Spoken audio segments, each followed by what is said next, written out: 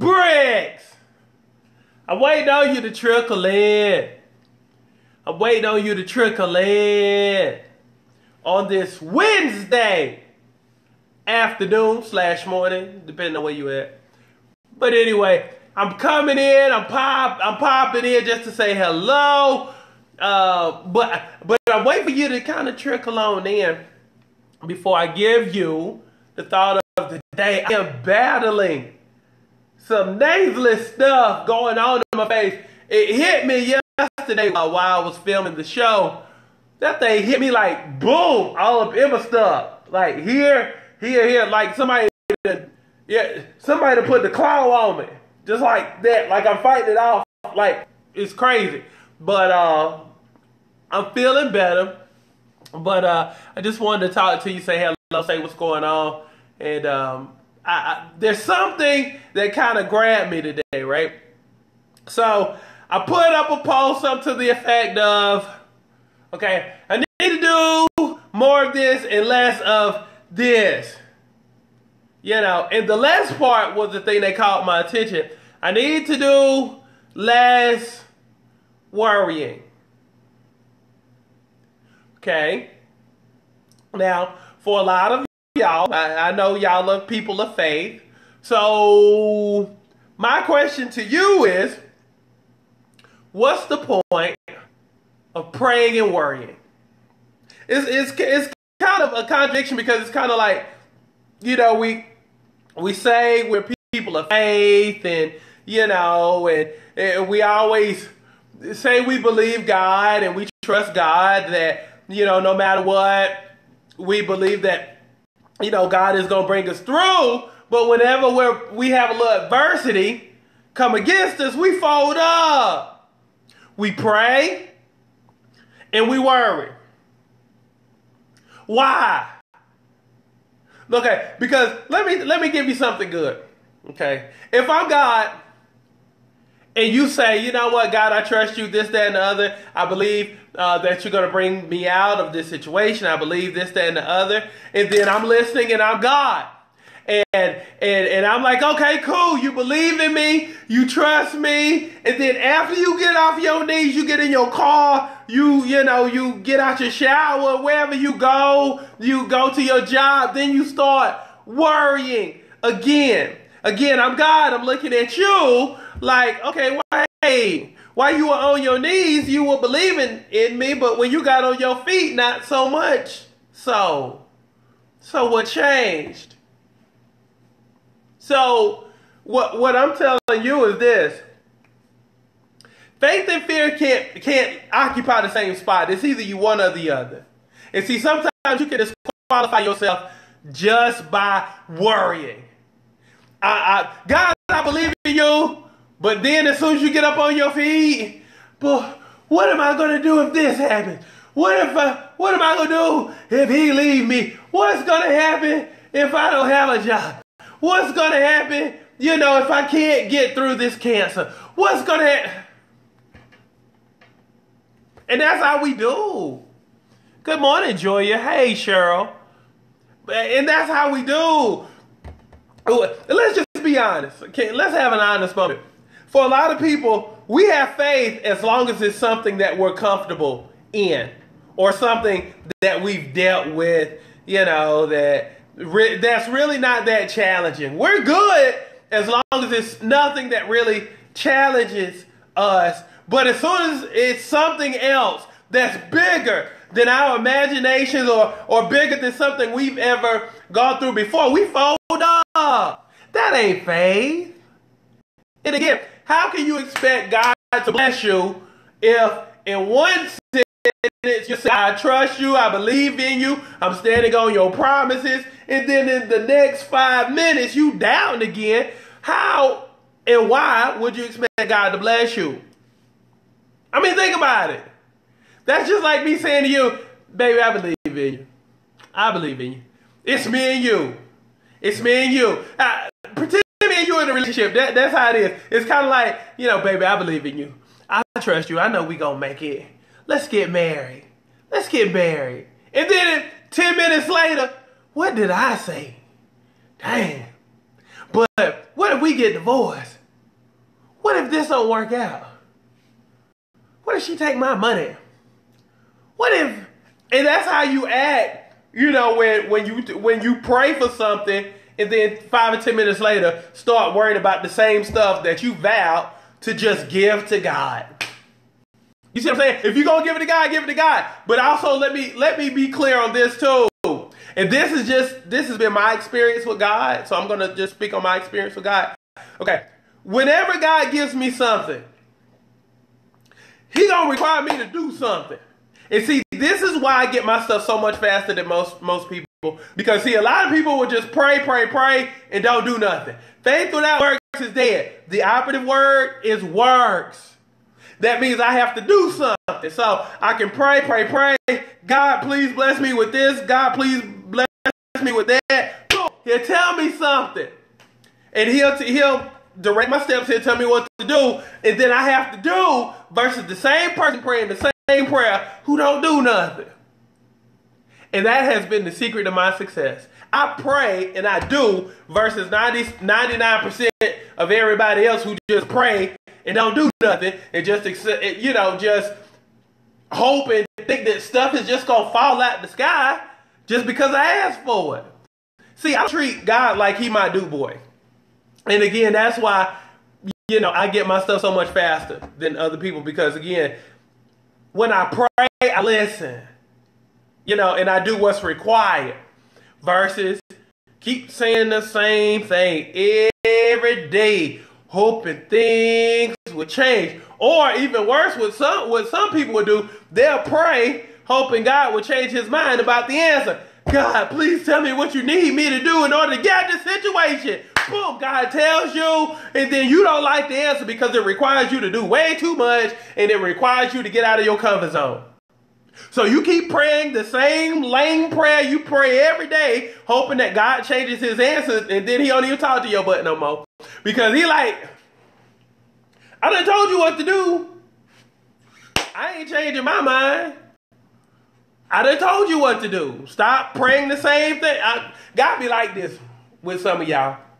He done told you what to do, and I know I'm talking to somebody. Because I know some of y'all probably praying the same thing every day, and God done told you what to do in order to be released from some stuff, in order to get your stuff, but you don't like the answer because it's too hard. It's too hard. While we were shooting yesterday, one of the things that I suggested was to go to Stone Mountain, Georgia, to do a scene where basically we go up the mountain. I said because the reason why I wanted to do this scene is because your Stone Mountain is kind of symbolic of life. Okay, everybody has their own mountain in life. I don't care who you are. Everybody has their own mountain that they have to climb. So one of the reasons why I put that out there, to the producers, was because everybody has their own mountain to climb. And when you stand at the base of the mountain looks huge. It looks insurmountable, huge, big, like it's going to take you all day to do. But once you get started, the more steps you take, the closer you get to the top. The more steps you take, the faster you go. And then there's going to be some checkpoints where essentially you might have to stop and rest sometime. You're going to have to rest sometimes. But then you're going to have to keep going until you reach the top of the mountain. Again, when you reach the top of the mountain, you're like, dang, this was so worth it. But, you also have to think about this. How many people looked at that mountain and walked away from it because they deemed it too hard? They looked at it, got intimidated by it, and walked away from it because it looked too hard. It looked like it couldn't be done. Versus you, who said, you know what, no matter what, I'm going to climb and I'm going to conquer. Conquer your mountain. Stop being afraid. Understand your power. Understand that there's nothing that comes against you. There's absolutely nothing that can come against you that you're not equipped to whoop. You see what I'm saying? So stop worrying. And also let me give you something else too. Half the stuff you worry about, people have already conquered. It could be that relationship, it could be your money situation, it could be your self-esteem, it could be your weight issue. Your stuff is not brand new. So if I'm you, I'm finding somebody who has already conquered this stuff. It's kind of like weight loss. I've helped millions of people lose weight. So you're in the right place. You're connected to somebody who can help you conquer your mountain, kill your giant. Boom. Now, let me take it a step further. If you're struggling with somebody else, find somebody else who has conquered what you're struggling with. That's the whole trick. A doctor friend of mine said it best. He said, I have a board of people. He says, I have my own personal board. So essentially what he says is for every area of life that he struggles with, he has a person who has mastered that particular area of life that he struggles in. So all he has to do is pick up the phone, make a phone call. If he is struggling with his health, he'll call me. If he's struggling with law issues, he'll call his lawyer. If he has he'll call his doctor. So therefore, he has established his own board who have mastered things that he struggles with. The way he can just pick up the phone, make a phone call, boom, it's over with. Do you have a board? And if not, when will you start your board? Because when you have a board of directors of your life becomes easier. See, you got to stop making your life so hard. Stop making it so complicated because life is easy. You just have to find your answers. And the cool thing about finding your answers, once you found your answers, you have found your answers.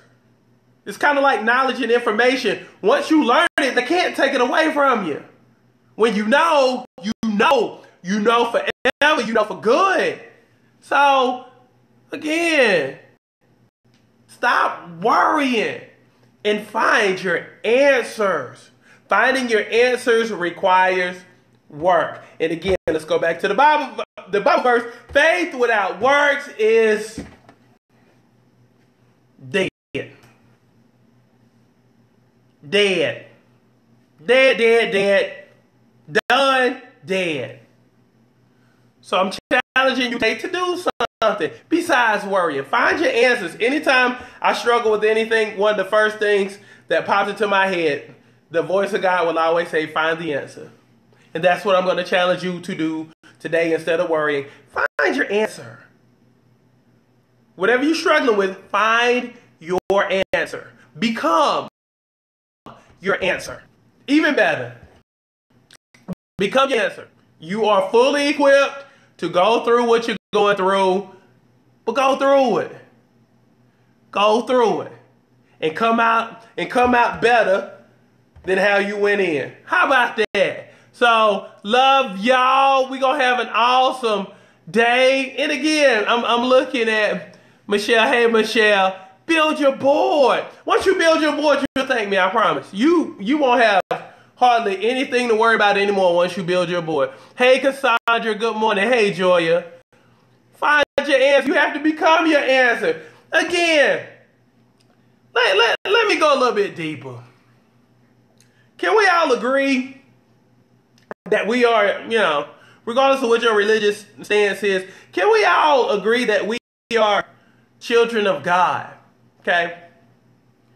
Can we all agree that we are children of God? Okay, now, with that being said, if we are children of God, and God created heavens and earth, heaven and earth, and all of this stuff that we see every day from the oceans to, the trees that's outside, all the spectacular stuff that, when we travel abroad, we see God created all of that. Now, with that being said, if that's your Father, and He's doing spectacular things, creating awesome stuff, creating new ideas, giving people ideas, why we struggle with the simplest things? If we derive from the most complex and glorious thing that's ever been created, which is God. Think about that. We struggle with keeping the lights on while our Father has created heavens and earths and all that other good stuff, but we struggle with simple stuff. Stop being simple. Get your complex on. Get your courage on. Get your creative on, because again, God creates. You have to start creating, and that also means creating your own answers and becoming the answer to your own problem. Again, God does spectacular things. You should be doing spectacular things, because again, you are a derivative of God. Let's go. Let's go. Stop sweating the small stuff and let's grow. Let's get bigger. Again, solve your small problems. Because let me give you something good and I'll leave you alone. When you conquer the smaller things in life, God will reward you, and I'm just talking with my experience. God will reward you with bigger. But until you can conquer the small, you'll never get to the big. See, a lot of y'all will just ask God to bless you with this, that, and the other, but you haven't tamed the small stuff yet. See, God wants to give you a whole bunch of big stuff, but until you conquer the small stuff, guess what? He can't trust you with the big stuff. That's real. God, please bless me with a Bentley, but you have a hard time making those Honda Accord payments. God bless me with a mansion, but you have a hard time making your apartment payments or making your $1,000 house mortgage note. When a mansion is going to be 5, 6, 7, 8, depending on how big you get, you know, it's going to be huge. It's going to be a huge bill. So conquer the small stuff so you can get to the bigger stuff. Again, God says, I won't put anything more on you than you can bear. So if you're crying about the little stuff, you'll never get to the big stuff. Conquer your stuff so you can get more. You deserve to see more. But until you conquer the small stuff and you stop crying and whining, worried about the small stuff, guess what? You'll never get the stuff. You got my word. You got my word. I promise you'll never get the big stuff. Because again, whoever gonna turn over on problems, they knew what they were talking about. But again, you have to conquer the small stuff. Stop sweating the small stuff so you can get to your bigger and greater vision. I'm telling you what I know. I live it every single day. And that has been my epiphany. You know, again, I started small. I started in a small area. And now we have a worldwide weight loss program. I know what I'm talking about. But again, if I was spending my time whining about smaller stuff, guess what? I wouldn't be in front of you. I wouldn't be coaching you. Because my think would be so small that there's no way in the world I could have wrapped my mind around training somebody in South Africa via the internet. Training somebody in Trinidad via the internet. Training somebody in Jamaica via the internet. Got to get your think bigger. You got to conquer. Hey, baby. Hey, Katrina. Hey, Davina. Thank you, Davina. Yeah. So let's conquer. Let's conquer. Conquer your giants. Conquer your mountains. And let's move forward so we can get bigger stuff. Because I'm telling you, that's where everything gets to. That's your final outcome. The bigger stuff. But let's conquer the smaller stuff. Love y'all. Have a successful day. Don't pray and worry. Don't pray and worry. How about that? Pray, have faith that it's going to happen the way God needs for it to work. But be willing to become the answer to your stuff by your works, baby. That's how it gets done. So God bless you. Love you. Now let's go conquer. Let's do some great stuff together because you deserve to see everything that's been promised to you. I'm telling you, there's so many things that have been laid up for you, but you got to go get it. It's not going to be handed to you. You got to go get it. So let's go get it. Love y'all. Be good.